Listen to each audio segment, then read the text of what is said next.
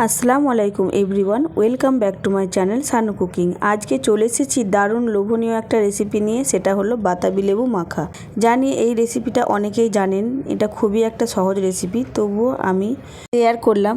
আশা করছি ভালো লাগবে। যদি ভালো লেগে থাকে তাহলে প্লিজ একটা লাইক দিয়ে ভিডিওটি কন্টিনিউ করবেন।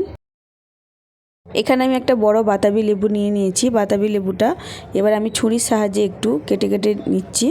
সাইডগুলো প্রথমে কেটে নিচ্ছি, দিয়ে খোলাটা খুব ভালো করে ছাড়িয়ে নিচ্ছি। লেবুটা দেখতে বড় হলে কি হবে, খুব একটা কিন্তু পাকেনি, দেখতেই সাইজে বড় হয়ে গেছে। এটা আরও বড় সাইজের হবে। এবার আমি খুব ভালো করে কেটে নিয়েছি। কেটে নিয়ে মাঝখানের বীজগুলো এবার ফেলে দেব। ফেলে দিয়ে এবার নরম অংশগুলো বের করে নেব। এইভাবে একটা একটা করে প্রথমে ছাড়িয়ে নিচ্ছি।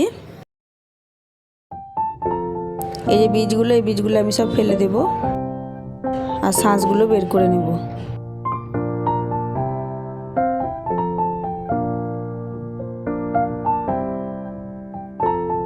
দেখুন কতটা হয়েছে, প্রায় এক বাটির মতো হয়ে গেছে। এবার চলুন এটা মাখা করে নিই। এবার একটা প্লেটে আমি লেবুর নরম অংশগুলো ঢেলে দিলাম। দিয়ে এবার এখানে আমি দিয়ে দেবো 3টের মতো শুকনো লঙ্কা। লঙ্কাটা আমি খুব ভালো করে পুড়িয়ে নিয়েছি। ঝালটা আপনারা আপনাদের স্বাদ অনুযায়ী দিয়ে দিবেন, এটা কম বেশি করে নেবেন।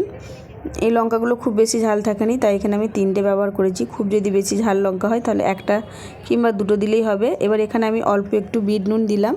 বিট নুনটা দিয়ে খুব ভালো করে লঙ্কাটা আমি চটকে নিচ্ছি। আর লঙ্কাটা যেহেতু পুড়িয়ে নিচ্ছি, এর ফ্লেভারটা দারুণ আসছে বন্ধুরা। এবার এই বাতাবি লেবুগুলো খুব ভালো করে আমি মাখিয়ে নিচ্ছি।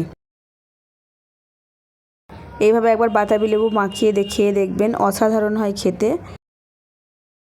একদম সহজ একটা রেসিপি আজকে শেয়ার করেছি। আশা করছি রেসিপিটি আপনাদের কাছে ভালো লাগবে। আর যদি ভালো লেগে থাকে তাহলে প্লিজ লাইক কমেন্ট শেয়ার করে দেবেন। আর যদি আমার চ্যানেলে কেউ নতুন এসে থাকেন তাহলে প্লিজ আমার চ্যানেলটা সাবস্ক্রাইব করে আমার পাশেই থাকবেন। এবার এখানে আমি অল্প একটু ভাজা জিরে ধনের গুঁড়ো দিলাম। এই ভাজা জিরে ধনের গুঁড়োটা দিতে এর ফ্লেভারটা দারুণ এসেছিলো। আমার বাতাবি লেবু মাখা হয়ে গেল।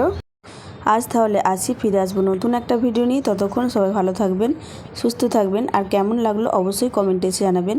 আল্লাহ হাফিজ।